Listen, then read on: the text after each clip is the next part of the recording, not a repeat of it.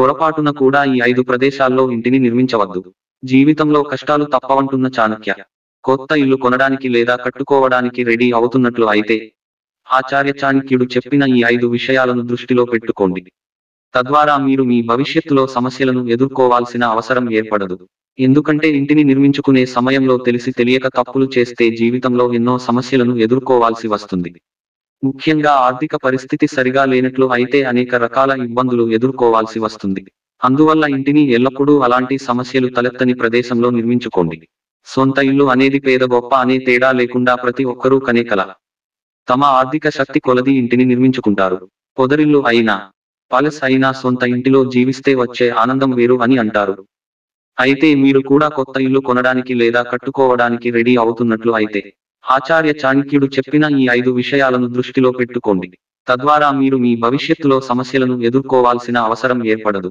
ఎందుకంటే ఇంటిని నిర్మించుకునే సమయంలో తెలిసి తెలియక తప్పులు చేస్తే జీవితంలో ఎన్నో సమస్యలను ఎదుర్కోవాల్సి వస్తుంది. ముఖ్యంగా ఆర్థిక పరిస్థితి సరిగా లేనట్లు అయితే అనేక రకాల ఇబ్బందులు ఎదుర్కోవాల్సి వస్తుంది. అందువల్ల ఇంటిని ఎల్లప్పుడూ అలాంటి సమస్యలు తలెత్తని ప్రదేశంలో నిర్మించుకోండి. జీవనోపాధి. ఇల్లు కట్టుకోవాలంటే జీవనోపాధి సంక్షోభం లేని చోటు చూసుకోవాలని చాణక్య నీతిలో చాణక్యుడు పేర్కొన్నాడు. ఉపాధి కోసం పని లేని చోట ఎప్పుడూ ఇల్లు కట్టుకోకూడదు. పని లేని చోట ఇల్లు నిర్మించుకుంటే జీవితమంతా పని వెతుక్కుంటూ తిరుగుతూ ఉండాలి. జీవితం కష్టాలతో నిండిపోతుంది. Law and order. చట్టానికి దాని విలువకు భయపడని ప్రజలు ఉన్న చోట ఎప్పుడూ ఇల్లు కట్టకూడదని చాణక్య నీతి చెబుతోంది. ఇలాంటి ప్రాంతంలో నివసించే ప్రజలు ఎల్లప్పుడూ నిరాశకు గురవుతూ జీవించాల్సి ఉంటుంది. అందువల్ల ఇల్లు నిర్మించడానికి లా అండ్ ఆర్డర్ సరిగ్గా అనుసరించే స్థలాన్ని ఎంచుకోండి. ముందుగా పరిస్థితిని అంచనా. మీరు ఎదుర్కొంటున్న పరిస్థితిని పూర్తిగా అర్థం చేసుకోవడం ద్వారా ఇంటి నిర్మాణాన్ని ప్రారంభించండి. సమస్య, దాని మూల కారణాలు, సాధ్యమయ్యే పరిణామాలను కూడా విశ్లేషించండి.